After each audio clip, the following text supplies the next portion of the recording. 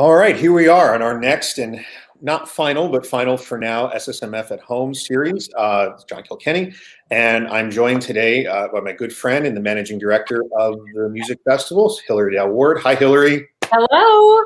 Greetings, everyone from Sewanee. I am actually here. I'm the one. and that's why before we bring Kalena and Robert in, I just wanted to take a minute and for the two of us to chat just for a second about what's it like in Sewanee right now. I mean, we're always there. Yeah. And you know, tell me how things are in the mountain and how's everybody doing with all of this? Well, I am here in my office in Gary Hall, and it is in the summertime, it's known as Gregory Lee's studio. But during the rest of the year, it's my office. And so greetings from Gregory's studio. Many of you will have perspective as to where that is. It is very quiet. All of the buildings on campus are locked and have been locked since the end of March. And so access has been on an as needed basis so that they could take care of everything being clean and could do tracing and however that's needed. There has only been one confirmed case of COVID in Sewanee this entire time, which is amazing.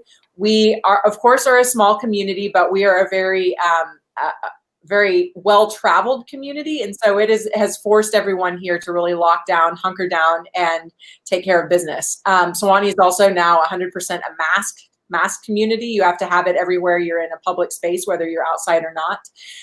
And of course, we'll continue towards all of the sanitary hygiene efforts through the end of the summer. There's been a phased movement towards people having some opportunity to return to work. For example, me being in my office today, and the university will start welcoming students back at the end of July.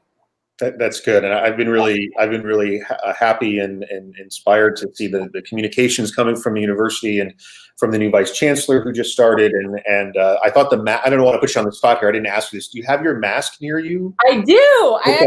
Sorry. Mask. Yes. Yeah, I want to see this one. I'm being very selfish right now, but I have. Well, and as anyone who, as you do, knows me very well, I actually have 4 masks in my purse. I've got my unsurprising today. I've got this option. I've got this option, and this is the Sewanee mask that everyone has been wearing, including our new Vice Chancellor, Ambassador Brigady. And so that has been wonderful to have a little bit of YSR out in the world. And our SSMF folks, stay tuned. There may be some stuff coming your way. We may or may not be working on masks, right, for the festival. That's right. But things generally here are good. I think everyone is very cautious about everything. We try to have some optimism in our day and hope for the best. But I think, we'll hunker down for the fall for a shorter period of time, more condensed. We'll start classes here sooner on the campus and end sooner. And for all practical purposes, it'll kind of hunker down to being like a boarding school for about 13 weeks. But all the students will leave by November 20th. And God willing, hopefully be able to come back at the end of January. Well, thank you for that update. And of course, I miss my home very much. So I want to come back to Sewanee, and everyone does too. So, and I know the community, every time I see someone from 6 to 10 feet apart at the Piggly Wiggly or wherever it may be, everyone communicates that same sentiment and misses our summer community tremendously. So. Great. Yeah. Thank you for that. All right, I'm going to bring in our guests who are with us today. Yes. Hi, Kalena. How are you? I am well. Hello. Tell us a little bit about your life. A little bit about my life. Well, I was a twinkle in my father's eye. Yeah. No. Well, how about we start with where you work now and what you're doing as a conductor, and then we'll get Robert in here and talk about our journeys. Yeah. Of course. So I am currently based in Memphis, Tennessee. I am the assistant conductor of the Memphis Symphony Orchestra. I just completed my first year with the organization, and it was honestly a fantastic year. I'm also the conductor of the Memphis Youth Symphony, and let me tell you, I have some amazing kids. Yes. And it was honestly such a treat for me just to meet these 92 individuals and have a super cool year, even though it was cut short. That's great. And we'll get into that and your career and all of that in the next hour. So thanks for being with me, Kalena. Thank you for having me. Of course. We'll bring in Robert Moody. Robert, how are you, sir? Hey, I'm doing well. It's great to see you guys. And Robert, you've been with us in Sewanee for I think this would have been probably the fourth or fifth time working with our students. Had this COVID stuff not interrupted. So Yeah. Tell our folks watching a little bit about what you're doing these days and where you are as a musician and all of that stuff. Yeah, if there was no COVID, then I would be sitting, standing, waving my arms in Sewanee this very week. Yes. Mahler Symphony #1. So let's just hope there's a vaccine and treatment very soon so we can get together and do it for real. It would have been my 4th time at Sewanee. I'm such a huge fan of the festival and the experience. Currently, for the past 3 years, I'm going into my 4th year as the music director of the Memphis Symphony Orchestra. So I recognize Kalena Bovell in the other screen, my assistant. And prior to that, I was music director of a couple of other orchestras, the Portland Symphony in Maine, the Winston-Salem Symphony in North Carolina, and concurrently, I still have an incredible festival out in Arizona. It's called the Arizona Music Fest, and I'm really lucky that we put together an orchestra for 1 week every winter, and I'm talking about players from the New York Phil and Chicago Symphony and Philadelphia Orchestra, and so on. So that's the quickest version of what I'm doing in my life these days. That's great. And I know like every day this week I've been thinking, man, where would we be in the Mahler Symphony right now with you? And, it's just, I try to not think about it, but I also I want to remember what that would have been and look forward to what it will be when we could all be together. So it's great to have you both with us. And so let's just jump into this. And we were chatting before we went live about, one of the things that I've really enjoyed about doing these conversations, and it's something that we try to do when we're together, but we don't always have the time, is to talk a little bit about folks' journey through the field. Most of the people that are watching this are going to be, or a lot of folks watching this are students or alumni that are, emerging in their careers. And it's easy to look at somebody on a podium. It's easy to look at somebody in an academic position or in an orchestra and say, okay, well, that's, that you've always been there, or that's how you got there. And I think the journey to that place, to where you are professionally, is fascinating to me. So, Kalena, I'd love to start with you a little bit about your pathway as a conductor, what your instrument was before you went to the dark side, as it were, as a conductor, and just kind of how that journey has emerged. Yeah, of course. I mean, music was not supposed to be a part of my trajectory, honestly. So my parents are from Panama, and they came to the States around late 80s, to give my brother and I a chance at a better life. And for many Latin American communities, that opportunity comes from education. Mm-hmm. So growing up, education was a thing that was basically drilled into us. And so I thought I was going to be a teacher, and I have taught, but we'll get to that a little later. But basically, I started singing when I was 9 years old, and I remember thinking, wow, this is really cool. This is what I want to do for the rest of my life. But then when I got to middle school, which was 6th grade, we all had to take some type of music class. And so I started playing the violin. And I just remember falling in love with it. And, going home to my parents and saying, I play violin. This is what I want to do for the rest of my life. But I was showed very early on the many obstacles that I was going to have to overcome. Because basically I started playing the violin when I was 11 years old. And I didn't have my first private lesson until I was 18. So I was 7 years self-taught through public school education. But it was because of public school education that I had that drive and determination to continue succeeding. So I was determined that once I got to college, I was going to be a performance major. I thought that I was going to be selling out Carnegie Hall, soloing with New York Phil. Of course, that did not happen, because I remember stepping onto my college campus and hearing my colleagues playing and thinking, wow, I don't play like that, or I don't do the things that they do. And so it was a realization that I was very far behind. But once I got to sophomore year, as a music education major, we all had to take a year of instrumental conducting and a semester of choral. So it was my time to take that instrumental conducting. And I remember standing on that podium and, giving a downbeat, and all this sound came towards me. And I was like, okay, what is this? Why have I never discovered this? Why has no one ever told me about conducting? And I remember going home to my parents, as usual, and saying, all right, parents, I want to be a conductor. This is what I want to do for the rest of my life. And it was like, oh my God, that's great. What's a conductor?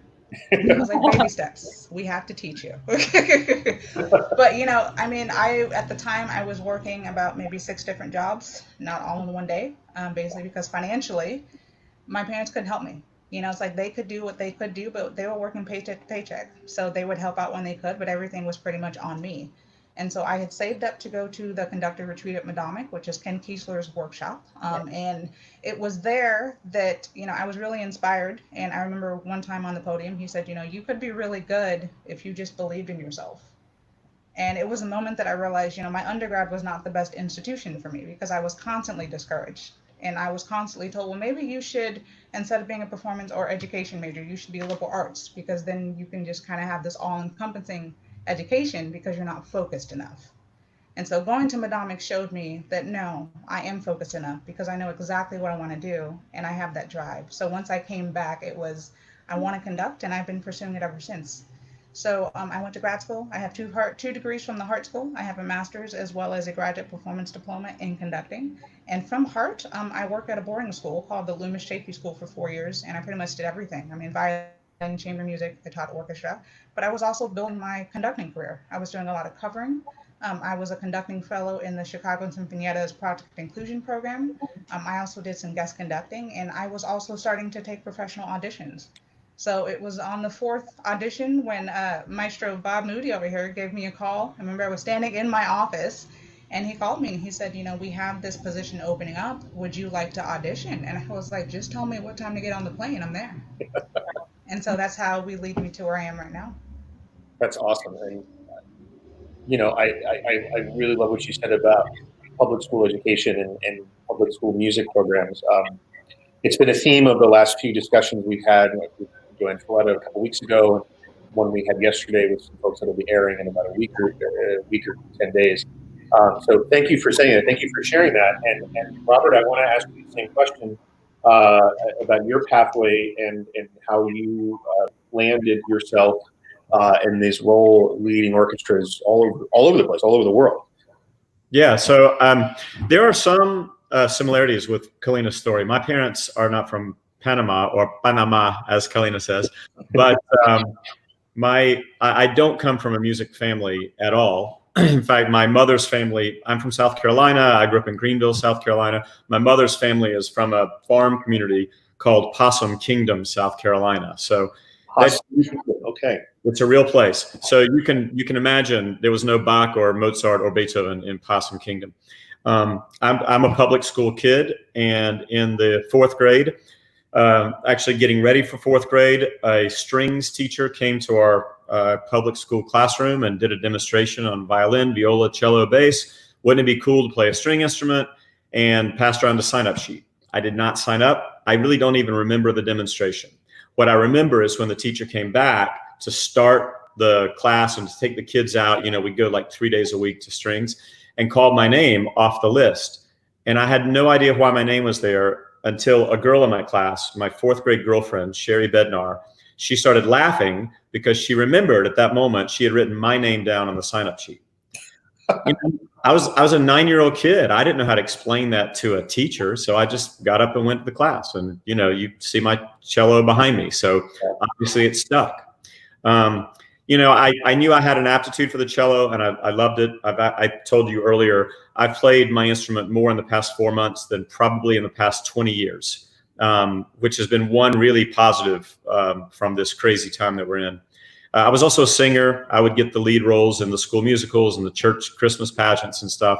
So in my teens, I had Greenville, South Carolina has a public school for the arts. I'm really fortunate to be part of that system.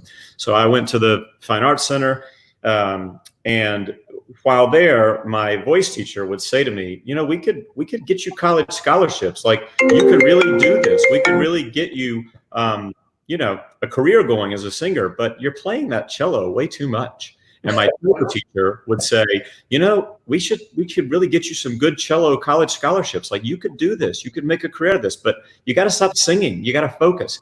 And that's really where I was at age, 16, 17. And at age 16, a really great thing happened. The Chicago Symphony did a national tour, and they came to Greenville, South Carolina, and they played Mahler First Symphony at McAllister Auditorium at Furman University. And we went as a field trip for our class from the Fine Arts Center. And I remember very well thinking, oh, well, Greenville's got a symphony. It makes sense Chicago would have one too. That's cool. I bet they're as good as the Greenville Symphony. And I remember thinking, oh yeah, their conductor, I don't know his name, George Solti something. I'm sure he's as good as, our Greenville Symphony conductor. But we sat in the balcony, and when we got to the end of Mahler 1, where Mahler asks for the brass to stand, to play the finale, I realized I was crying. Wow. And also I was looking down at, now I know, Sir George Schulte, and thinking, I want to do that. That's exactly the thing I want to do. So I went to, that next summer, I went to a summer festival, the South Carolina Governor's School for the Arts. They had a conducting class, which became a conducting competition. I won the competition, and here I am. You know, hearing this and thinking, you know, and I'm sure, Hilary, you and I could both tell stories about going to performances when we were kids and that experience. And I think it's important to mention before we get into talking about the work we're doing now and commissioning pieces and some of the projects that the two of you are doing with the orchestra. Just to underscore that, you know, for those of us that play lots of children's concerts or have done that before, family performances, and, you know, I'll be candid as an orchestral musician that at times those can be difficult performances that maybe are early in the morning or don't get as much rehearsal time or whatever the scenario is. It doesn't necessarily always feel like it's, you know, the most amazing thing to do, but it's probably the most important thing that we do, one of the most important things we do, and you never know the impact you're going to have on, I mean, here are two great examples of you know, leaders in our field who were impacted by connecting with music at a young age and in a really powerful and special way. And so we're going to talk a little bit about community engagement later on and how the two of you do that in your orchestras. But I just want to underscore that and mention that for students who are beginning their careers and who are doing a lot of, you know, children's concerts and pops concerts and outreach performances, that those really do matter. And those really are,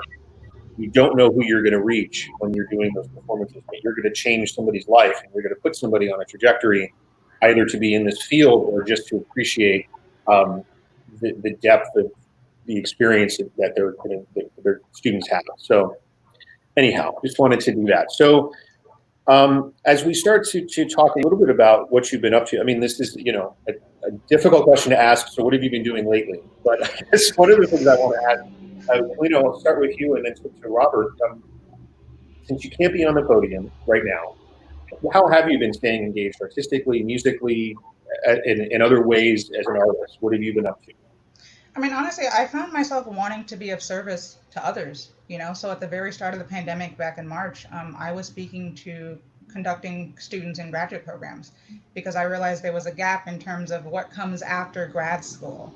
So I was volunteering 2 hours of my time, and I would talk about, you know, basically kind of what my transition was like after grad school into the field. So I was doing a lot of speaking. I also have been doing a lot of collaborations. So several weeks ago, I interviewed a woman from Afghanistan who was considered, you know, basically a rebel in her country. And music was the thing that got her out of her country. So we did a lovely interview. I've also was on the Conductor's Perspective with Robert Cox, who was the former associate conductor of Minnesota. And, you know, I sat down with 3 other conductors of color, and we just talked about music and what's been going on and how this has affected us. I also recently just did a Conductor Cam collaboration with Tony nominee Rob McClure, where, you know, he has this series and he approached me about this collaboration and wanting to kind of influence and really give a voice to Black voices in the current climate. So, I mean, I've been keeping busy, I think I've been keeping too busy, honestly, but also I write poetry. So yeah. I've also been doing a lot of writing. I've written 4 poems so far, and they just keep coming. Okay, so I'm going to put you on the spot a little bit because of something we chatted about before we went live. There's also music that you've been listening to, maybe outside of the box of the classical musician. You care to share a little bit of that with us? Oh, definitely. So I get teased about this often. So I'm a huge death metal fan. I'm talking like death metal core, screamo, all of that stuff. So I just discovered a death metal Japanese band as well as a Ukrainian death metal band, which is pretty cool. So I've really been venturing out, and I've just been discovering all these bands, which has been fantastic. That's awesome. So thank you for that, and thank you for, and I know I'm joking a little bit about the last part, but what you shared before that and the volunteer work you've been doing and what you've been giving back to our community and is really important. So thank you for doing that. And I've enjoyed watching you on a couple of those programs you mentioned and getting to know you. You know, Robert and I work together with Swanee, and of course Hilary and I, if we don't talk every day, there's something wrong, something's going on, you know, we're worried about it.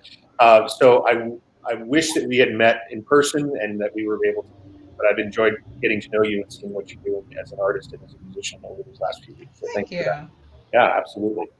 Robert, besides power washing everything in sight in your home and the cello there, tell me a little bit about what you've been doing, and then I want you to take that a little further and talk about initiatives with the orchestra and just some of the creative work that you've been doing, not just this year, but in the past and what might be coming up. So over to you. Yeah, so very quickly, non-musical stuff. The one side of COVID, I think that probably everybody's experiencing is that, you're doing so much more around your house. You're noticing more things that need work or fixing or planting or digging up or something.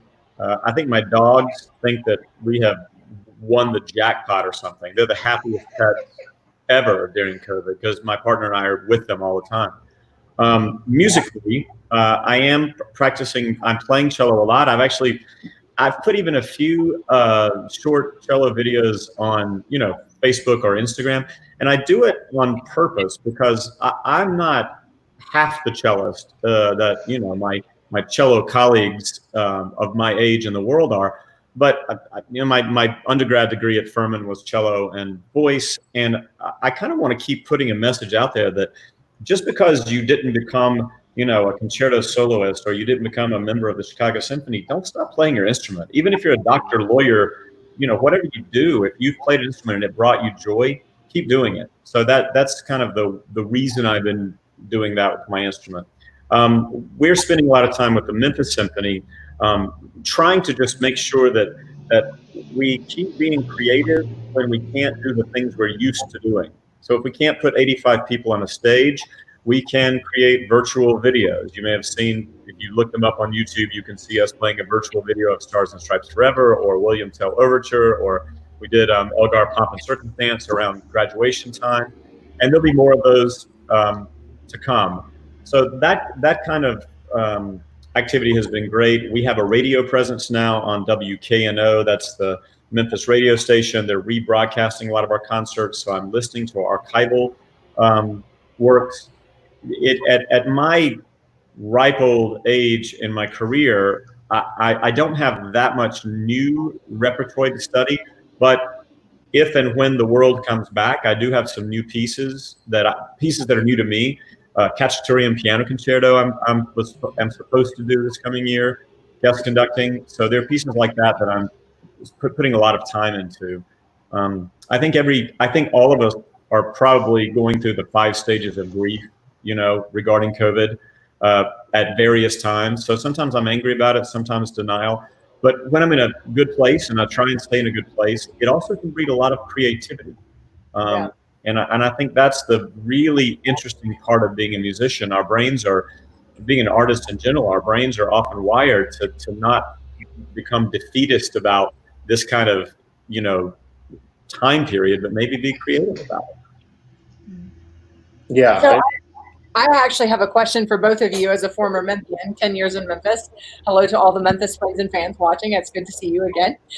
So how do you feel that the Memphis community has been responsive, or how have you had feedback from the Memphis community? Because I know the MSO and the youth orchestra are so loved within the community. I know that they have missed you all this spring and the summer. So what sorts of feedback or interactions have you had with your community? Kalena, you want to go first? Yeah, sure. I mean, in terms of the Memphis Youth Symphony, I mean, we have really upped our social media presence because we still want to bring something to our community, because we know and value that support that we get from people. Mm-hmm. I mean, we've also have done little mini interviews. We've done like some trivia with our kids, and we also try to stay engaged with our kids, even though we are now in a summer session, because it's still important to us to kind of continue that relationship with our kids, because if we've all said this is a really uncertain time, and this is something that we've never been through before, so we are honestly trying to do everything that we can to show people that we are still here for you and for them, and that we appreciate all the support that you all have given to us. Yes, I would say from my side, a couple of things. One, we've spent time with the Memphis Symphony has been in an interesting trajectory for a number of years now. Like a lot of orchestras in the country, Memphis has had at various times highs and lows and some really difficult times.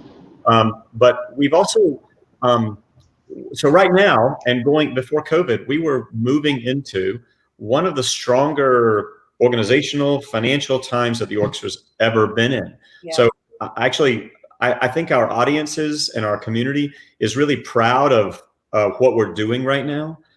There's just a great amount of energy. We have a $25 million endowment. We had about that much 2 years ago. It's the reason that we are able to, you know, with fingers crossed and good work and rolling up our sleeves and working hard, we're going to be able to stay together as an organization this year and not do the massive sort of cessation of you know, activities that other even bigger orchestras are doing. So one story I wanted to tell is that the really interesting thing came up at our last full board meeting, and that's the fact that some unexpected income came in during COVID because people subscribed to next season, and they would send in their money with letters saying things like, look, we know there might not be a season. We know that we may not make it to any concerts. There may not be any, or they'll be very different, but it doesn't matter. Keep the money regardless. So because we want to support the arts and we want to support the symphony. You're part of our family. That's a really, I can't thank people enough for doing that, but I think it just speaks really well to how people feel about their Memphis Symphony Orchestra. I think everyone, whatever town you're in right now watching, you know, the best thing you can do is to have your arts organization be have the average citizen of that city think, that's my symphony, that's my opera company, that's really important. Well, and that community building work that you're talking about doesn't happen overnight. And I know my first year in my current position was one of the summers you were with us, Robert, and Swanee, and we had lunch, and we were talking a little bit about that in at the early. I think you had just started in the orchestra that same summer, right around then. 16 was it? Did you start in 16 in Memphis? Was that right? Fall of 16? Yes, I started with like a principal conductor role, and then it evolved to music director. That's right. So by the time we were chatting, you'd been there about a year in your current position, and you know, the idea of building this community and building this relationship, it doesn't happen overnight. So Robert, for you and Kalena also, please, you know, give us some specific things that you can share with us about how you have and your teams have built this community and this relationship in the city, because it's not, sadly, it's not necessarily a standard everywhere. So. Yeah. So I'll start on this one. I think two things come very quickly to mind. First of all, I was talking to a conductor, very close friend of mine just yesterday, and a former assistant conductor of mine, Norman Huynh, who actually just won his first music directorship out in Bozeman, Montana. And I said to him what I've said to people many, many times, that I believe all, let's call it mission work, all outreach work for an orchestra is retail. It's one-to-one. Slick ad campaigns are great, and they have a purpose at times. They will never come close to replacing the energy when one conductor, one member of an orchestra reaches out to somebody who maybe has not been part of the orchestra world in their community before. So we spend a lot of time on that retail concept. And the second doesn't mean less important. The second one that comes to mind is you have to become an orchestra that reflects your community and leads your community artistically in every definable manner. With all great respect to Nashville and New York and LA, there's hardly a place on the planet with the kind of variety of melting pot of musical styles as Memphis, Tennessee. That's exactly right. They say that if music were a religion, Memphis would be Jerusalem, because so many different styles come together. And there have been times in the Memphis Symphony's history and other symphonies in their city where there was a bit of sort of on purpose, or maybe it just was not thought of, to focus on the musical culture of their city. So stereotypically the symphony would just still play Beethoven and Tchaikovsky. It didn't matter if they were famous for jazz or swing or blues. So the Memphis Symphony, we're spending a lot of energy musically, moving into that era where people think of us as, man, not do we play all kinds of music, we even mash it up. So one of the coolest things we've ever done, we've done it on 2 different seasons now. I mashed together Stravinsky Soldier's Tale, L'Histoire du Soldat, with Robert Johnson Delta Blues. And it wasn't one piece and another. We actually put Johnson blues tunes in between the movements of the Stravinsky, changed the narration to make it both the soldier meeting the devil, somewhere in Europe, and soldier or Johnson meeting the devil at the crossroads in Mississippi. And that kind of thing is really resonating. I'm going to use this to maybe lob it to Kalena, but the other way to reflect, COVID has happened. That's a mammoth thing that's happened. The other, maybe much more important thing that's happened that will have a very different kind of resonance for years and decades to come, I think, is the final tipping point of issues surrounding Black Lives Matter, surrounding how does the entire African American race stand and be understood and be connected in to every part of society without any sort of asterisks and without any sort of some sort of like cover on the conversation.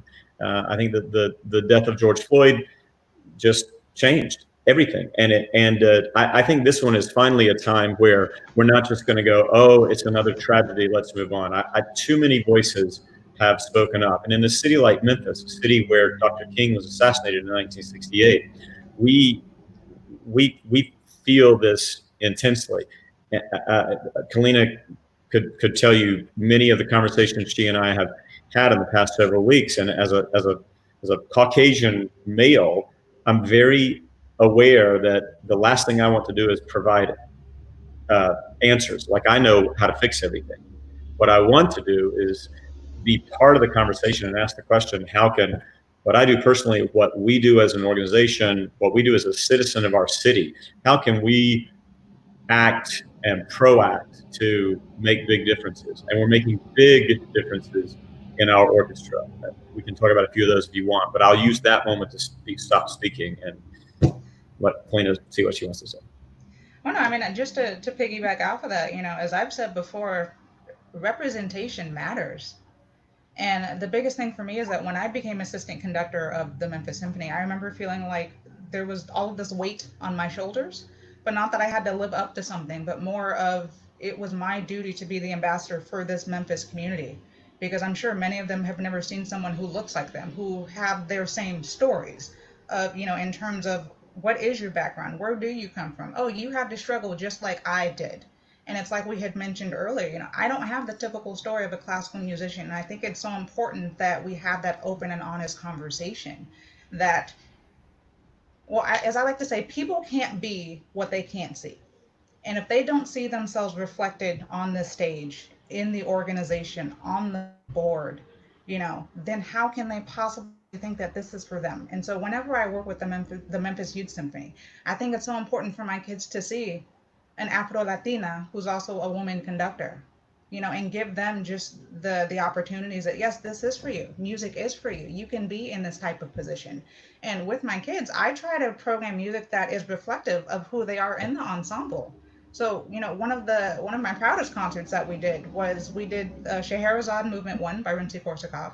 We did 2 concerti, one by Reinecke, Flute Concerto, as well as the Lalo Violin Concerto, Symphony Español. And then we did the Danzón No. 2 by Arturo Marquez. And one, it's, I used to work with Marquez's brother, and also it's a piece that I've always wanted to do. So, again, I just think it's so important that everything that we do as conductors, we are reflective of that community, because it's that community that needs to know that what we do is for them. We need to kind of get rid of this elitist mentality. And something that we've been talking about with the Memphis Youth Symphony is, for a lot of our virtual programming moving forward, is to making it open to everyone, not just Memphis, because there is that mentality of, oh, Memphis Youth Symphony, that's for a certain population or group. And it's like, no, we're for everyone. classical music should be for everyone, and that's something that we're really trying to push. I wanted to let that resonate just for a second before I jumped in and tried to move us on, because I think Kalena, what you've shared, and Robert, what you both have shared is important for us to, and for the folks that are watching, to really be thinking about, and anybody that's in a position of leadership, whether you're conducting, a band program, you're a university professor, you're leading a summer program, you're a music director of an orchestra, whatever you do, if these questions and these conversations aren't happening, and you're not creating an environment where they can happen, in a safe place to have these discussions and to ask questions and to make mistakes. I mean, I think this is another part of this, is that you want to be able to ask questions and do things in a way that allow for people to make mistakes and learn and grow from those mistakes in the course of the discussion. So I think that something Kalena said has really begun to hit home in the American orchestra world. You can't be what you can't see. Yeah. And it seems to me, my first job was as a conductor was in the summer of 1990. So I've been doing this now for right at 30 years. And I've so many times I've been to seminars where they say, well, to really have greater diversity and to reach under different populations, we need to just take music to them. So you take a string quartet of 4 white people into an elementary school and maybe play music only by as we say, old dead Europeans, and think, oh, why we're not sort of reaching those people. When I was 10 years old when Star Wars came out, and you talked about those kind of important concerts that symphonies do. We went on the bus to the Greenville Symphony 45-minute concert as a 5th grade class, and they played bum bing ba ba ba bum bum. First of all, I played that theme on my cello every day for like the next 7 months. and I wanted to be Luke Skywalker. In my heart as a 10-year-old, I was Luke Skywalker. A kid needs to go, I want to be the Black Panther. I mean, that's yeah. People need to see heroes who are adults doing the things they do. And so we have to stop that idea that we're just going to, sort of present something that's very, not of the world of a 9-year-old. We need to make the connection to them, and they need to see heroes. So go ahead. Well, what I wanted to say is, with Memphis Symphony, we have these ORF education concerts, and so we go to 12 different schools a year, and it varies. And there was one school that we went to. It may have been Crump Elementary. I'm not entirely sure, but I was on the podium, and there was this little black boy behind me who I couldn't see, obviously, because he was behind me. And my principal horn player at the end of the concert, because we have a rehearsal and then we have an hour concert. And at the end, she said, that boy was conducting along with you to every single piece since the rehearsal. And I was like, wait, seriously? And she's like, yeah, what's really cool? I was like, what? He got better by the time the concert started.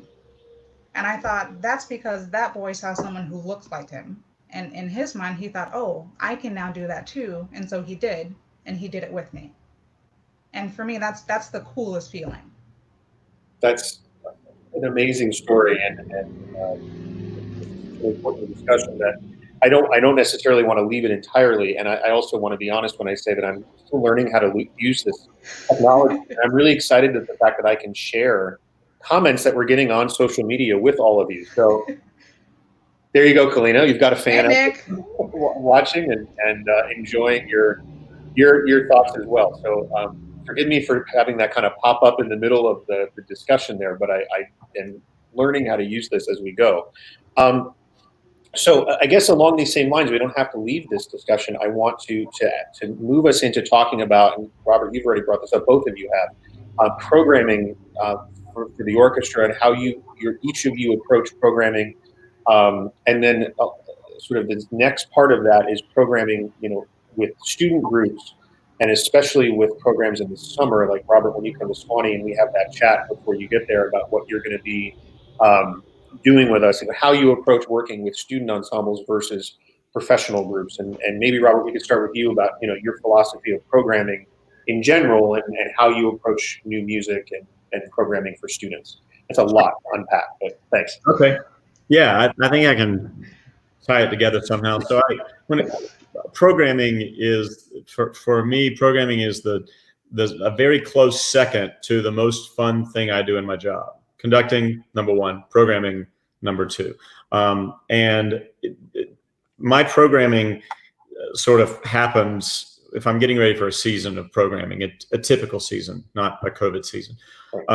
You're constantly in acquisition mode. So you're constantly, subconsciously paying attention to what's on the radio and what did I just hear in that movie? What was that theme? Someone will tell me something and I'll write it down, an idea on a napkin. And when it comes down to programming, I'll finally gather all these slips of paper and napkins and notes I made on my phone and begin to, create a season. And no matter what I do, there are all these formulas. Make sure you have X number of piano concertos and violin concertos and choral works. And, you got to have certain works by Beethoven, certain number by Tchaikovsky. All those sort of formulas are fine. But the truth is, if I don't really believe in a program, in my heart of hearts, if I don't believe in the program, the mix of works on a journey that we're going to go on together for 2 hours, I will not stop futzing with that program until it feels right. If it feels wrong, if I have ever done it where it's felt not quite right and we go forward with the concert, every single time I'm like, I knew that was going to happen. So it's really important that as the person who's going to stand on the podium, you believe thoroughly in the entire journey.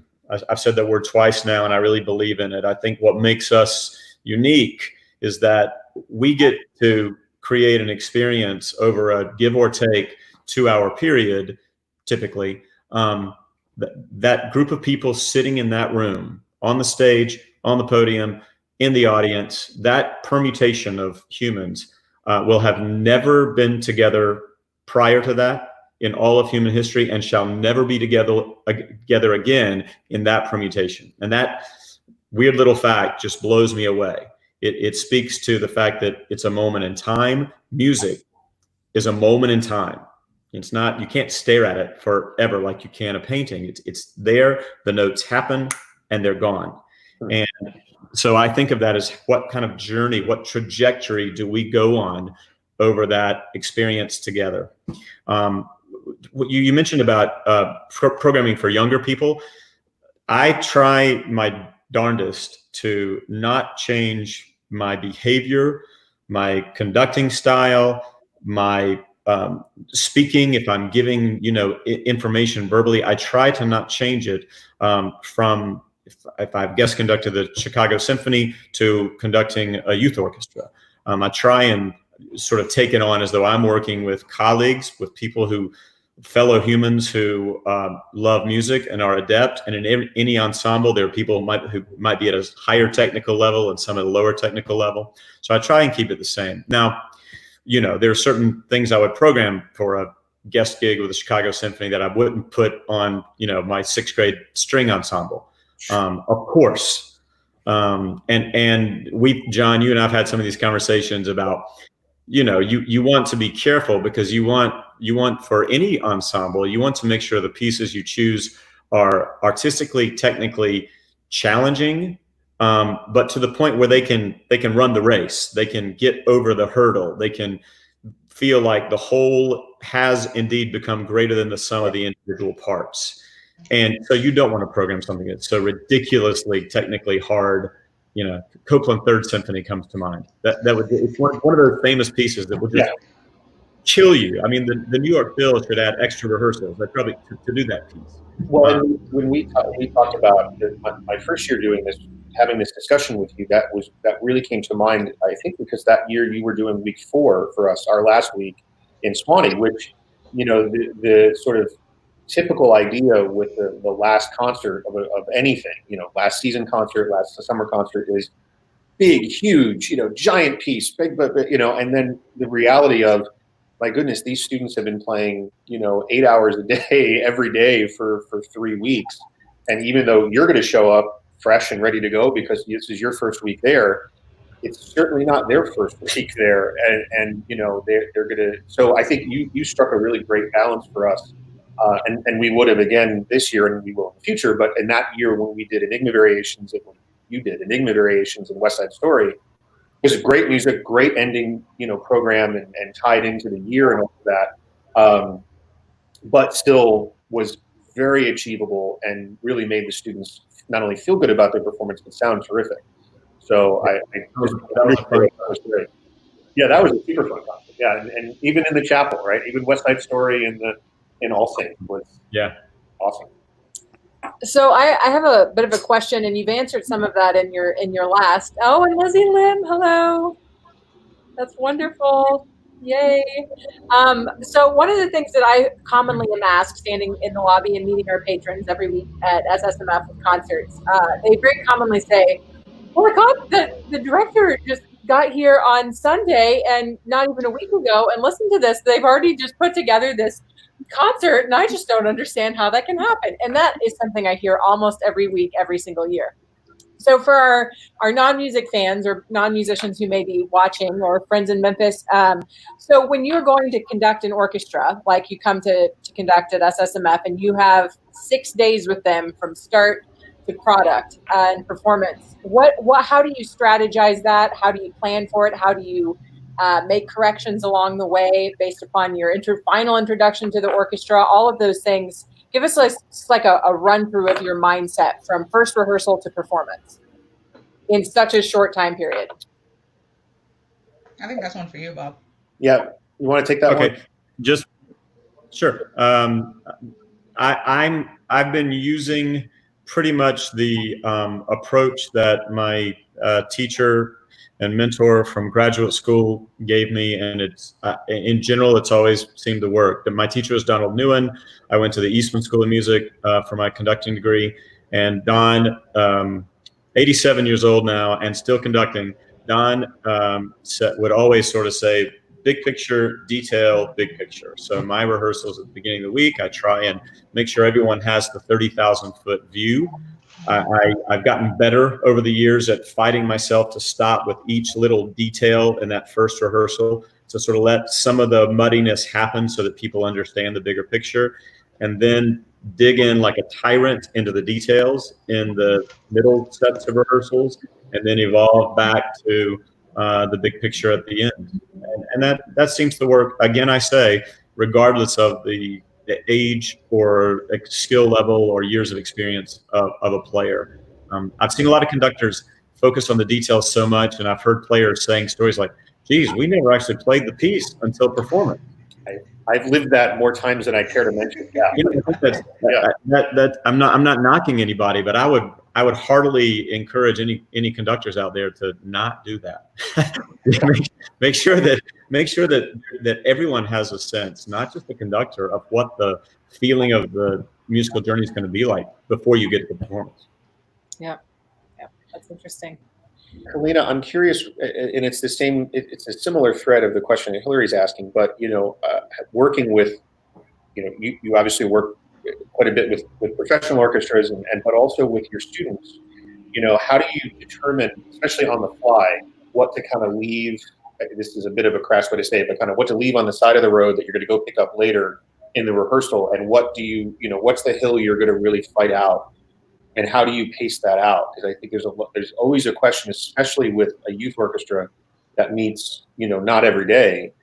How do you really tackle that rehearsal plan? That's a great question. And so I always like to segment my rehearsals. So the very first rehearsal, as Bob said, we go through the big picture. And I just want the kids to be able to get a sense of what this piece is like, what's the historical background, what was going on in this composer's life as we start to tackle it. And then once we come away, I might say, okay, next rehearsal, we're going to do from letters A to E, so that one, it's not overwhelming. They know exactly what to focus in on in their own individual practice. And then we can really focus in on the musical details. So whenever I work with my kids, it's always about the music and not about the notes. You learning notes is what you do in your practice session. When you come into rehearsals, it's all about the music. It's all about what the composer's intent. And so one thing with my kids that I would always tell them, even when I was working with the string orchestra at Loomis Shafee, was I don't expect you guys to play professionally, but I'm going to treat you like professionals. So I expect you to come in here willing to work, and we're going to work on those musical details. And so in the rehearsal time that I have, whether it's 6 rehearsals, 10 rehearsals, it's always going for that music. But towards maybe if we have 3 rehearsals left before a concert, I start to back away from the details because then I see that we have risen to this level and you might be able to go a little bit more, but I'm not going to push you to the point to where you feel defeated. Because if anything, I always want my kids to feel capable and that they are successful. So I start to back away from the details and really focus on, let's get through the piece. So now you know what it feels like in terms of performance stamina to be able to get through this entire concert. So that's my approach to it. That's great. And I want to just, because now I'm having a lot of fun adding our comments to our discussion. So I want to share that and say hi to Daniel. He's a good friend and was with us that same week, Robert, for Enigma, and has a great orchestra down in Virginia Beach, Symphonicity, and is doing some really fun work with us. And great to see that he's watching. Hi, Daniel. So in the little bit of time, and I want to be, I love having these discussions, and I'm always really careful to not let us, go on and on and on, because we could, and it would be really fun to do that. But just to kind of it's hard to look ahead, right? Right now, it's a little bit tricky to look ahead. But I think as we look at where our field is headed and the work that we're able to do together as musicians, what are some, pieces of advice or thoughts that each of you would have for students or for folks that are looking to take auditions? I mean, I'm just going to kind of open a big door here between taking auditions or planning for the future, or what you see our field morphing into through this. What would you say to a student that comes up to you and says, what do I do? How do I handle this?